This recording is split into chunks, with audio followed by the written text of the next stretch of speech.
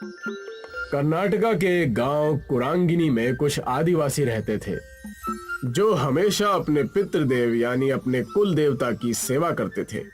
उनका मन था कि कुल देवता की पूजा अर्चना करके ही उनका जीवन बहुत अच्छा और बहुत सुकून से गुजरेगा।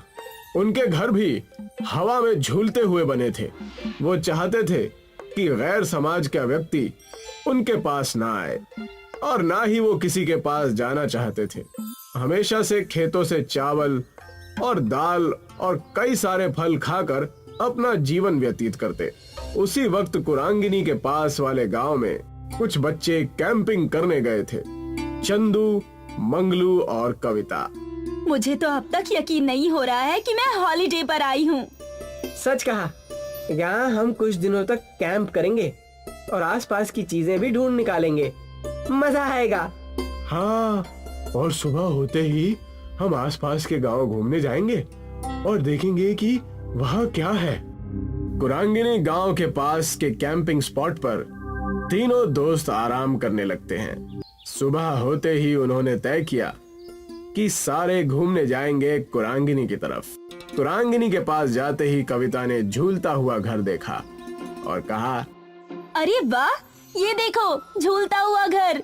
लगता है यहाँ के लोगों को झूला झूलने का बहुत शौक है, इसलिए ऊपर वहाँ पेड़ पर ही घर बना लिया है। कितने गजब की खूबसूरती।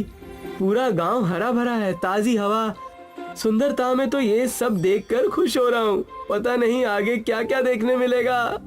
लेकिन पता नहीं मुझे डर क्यों लग रहा है। ऐसा लग रहा है कि कुछ अनहोनी होने वाली है हमारे साथ। ओफो, तुम तो हमेशा ही नेगेटिव बातें करते रहते हो। अब चुप भी करो और यहाँ का नजारा देखो। कुरांगिनी गांव के आदिवासियों ने उन्हें घेर लिया, जो दिखने में डरावने और खूंखार लग रहे थे। इन्हें देखते ही तीनों दोस्तों की सिट्टी बिट्टी गुल हो गई। कौन है आप लोग और हमसे क्या चाहते हैं? अरे, हमेशा शहरी लोगों को हम यहाँ आने से रोकते हैं। तुम लोगों को कितनी बार समझाया है, हमारे गांव के आसपास भी नजर मत आना, लेकिन फिर भी तुम नहीं समझते। अब तुम्हारी खैर नहीं, तुम्हारा हिसाब हमारे गांव के देवता करेंगे। ले चलो इन्हें, आज हमारी देवी ही बताएंगी कि इनका क्या करना है। अगर तुम यहाँ से छुटकारा पाना चाहते हो तो तुम्हें हमारी शर्तें माननी पड़ेंगी। क्या करना होगा? हमें सारी शर्तें मंजूर है। तुम्हें हमारे गांव की सभ्यता और परंपरा में रहना होगा। प्रकृति की सेवा में अपना मन, धन सब त्यागना होगा। इतना कहकर प्रकृति की देवी वहां से चली जाती है। तुमने सुना, जैसे हमारी देवी ने कहा वैसे ही तुम्हें करना होगा, नहीं तो हमारी देवी नाराज हो जाएगी। अब से तुम कुरांगिनी के निवासी हो, तुम्हें हमारे नियम और कायदे चलाने होंगे और हमारी देवी को खुश करना होगा। क्या आप हमें समझाएंगे कि हमें करना क्या है? हंसते हंसते हमारे रास्ते बंद हो गए और अब ये नया तमाशा आ गया है। जल्दी बताओ हमें क्या करना है। मैं जिंदगी भर के लिए तैयार हूँ।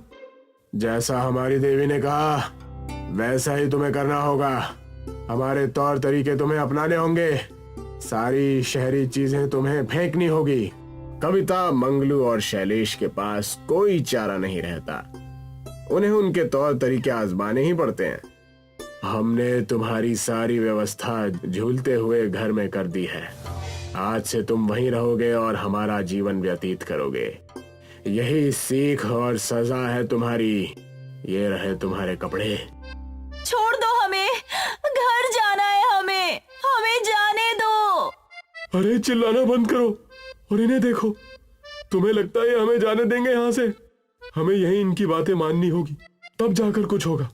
मैंने पहले ही कहा था कि हमें संभल कर रहना चाहिए, लेकिन तुम में से किसी ने मेरी बात नहीं मानी।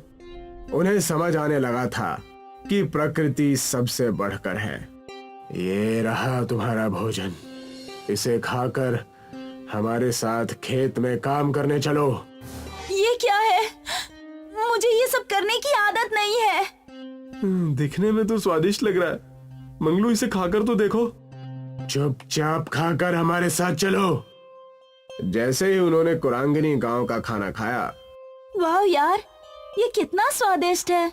अगर हमें ये खाना हर रोज मिले तो मैं यहाँ से कभी नहीं जाना चाहूंगी। बिना मिलावट के खाने की बात ही कुछ और है।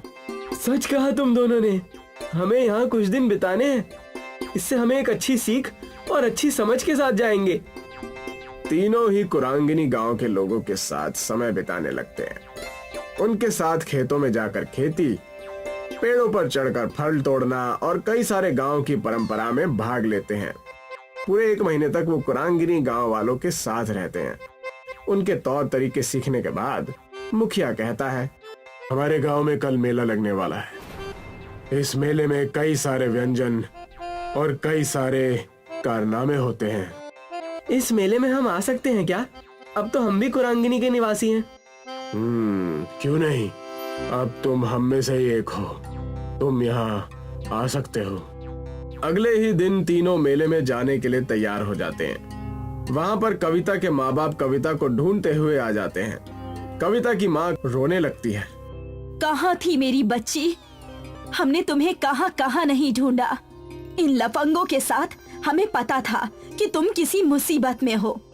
कुरांगिनी गांव के लोग कविता के पिता की बात सुनकर डर जाते हैं। तब कविता कहती है, लेकिन पिताजी, इसमें इनकी कोई गलती नहीं है। मुखिया जी ने अपना कर्तव्य निभाया और हमें एक बहुत अच्छी सीख दी जो कोई स्कूल या कॉलेज हमें नहीं दे पाता। इस गांव में आने के बाद हमने हमारी प्रकृति के बारे में जानने का बड़ा अवसर प्राप्त किया। हमें पता चला कि हमारी दुनिया से बढ़कर भी कुछ चीज है। मैं शुक्रगुजार हूँ इस कुरांगिनी गांव और यहाँ के लोगों का जो हमें यहाँ आने का मौका मिला। सब कुछ सुनने के बाद मुखिया कहते हैं, देखा हमारे साथ रहने का नतीजा। मुझे गर्व है तुम तीनों पर। हमें तुम्हें यही सिखाना था। मुझे तो तुम तीनों पर नाज है। प्रकृति देवी की शर्त पूरी होती है। अब तुम यहाँ से जा सकते हो और अपना सामाजिक जीवन बिता सकते हो। कविता, मंगलू और शैलेश वहाँ से खुशी खुशी जाने लगते हैं। हम आप सब से मिलने साल में एक बार जरूर आएंगे और शहर जाकर लोगों को प्रकृति के बारे में सतर्क करेंगे।